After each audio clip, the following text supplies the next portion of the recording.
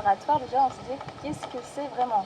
Vers l'art vibratoire avec mes premiers pigments, mais en étant dans l'être, je dirais que ça s'est produit, une matière, un support, des couleurs, et sans mettre le mental dedans, en fait, il se passe vraiment quelque chose dans la vibration que l'art provoque, hein. C'est comme un langage créatif. Waouh, ça y est, je te vois là. C'est passé à travers le corps en fait, à travers les sens.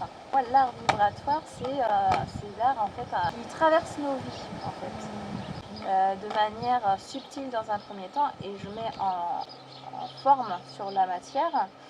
Je capte la vibration, et c'est la vibration que je vais transmettre quand je regarde l'œuvre une fois qu'elle est terminée. J'ai pas cette sensation que ce soit vraiment moi qui l'ai faite. Vibratoirement, je ressens à travers mon corps, encore ça me retraverse d'une autre manière, puisque je reçois de l'œuvre ce que j'ai à recevoir. La personne va recevoir des choses différentes que moi j'aurais reçues sur la même œuvre, et c'est toujours intéressant parce que c'est infini. Ça vient en résonance avec les vibrations qu'on a à travers nos corps. En fait, c'est propre à chacun. Il n'y a pas de bonne interprétation. Vibratoire, elle vient te pénétrer comme des... Voilà, vraiment, il y a des va-et-vient, mais énergétiques, et qui font que... Mais c'est avec toi, là, c'est avec toi que j'ai envie de faire un bout de chemin. Pour moi, une œuvre, c'est du vivant. C'est comme un compagnon, en fait. Elle nous apporte, elle nous nourrit quelque part. Elle vient nourrir les choses en soi. Comme une personne va venir nourrir les choses en soi, ça va forcément, si on a le coup de cœur, si elle nous attire, c'est forcément ce sera bénéfique pour soi. Une œuvre vibratoire, elle va venir nous envelopper, nous apporter peut-être des petits pics, des fois qui vont venir nous titiller pour nous faire bouger notre énergie, mais c'est tout en douceur et tout en amour, et vraiment cette vibration qui est au-delà de l'image, quoi. On est en relation avec cette peinture. Est-ce que moi, ce que j'entendais en tout cas de cette personne, c'est qu'elle voulait savoir si on avait un parcours vraiment dans quelque chose de théorique, technique, peut-être les beaux-arts, quelque chose comme ça. Pour moi, alors s'il pourrait y avoir une technique, ça serait d'être à l'écoute.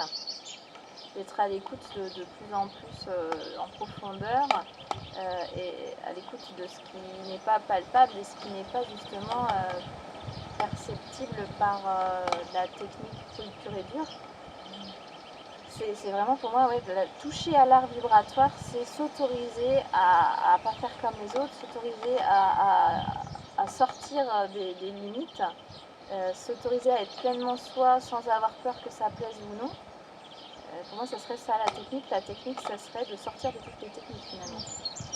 Je te rejoins là-dessus parce que moi, du coup, j'ai pas du tout eu un parcours justement filière beaux-arts, et les gens me demandent mais waouh, comment taper par des couleurs, mais je ne me dis pas quelle couleur va aller avec quelle couleur.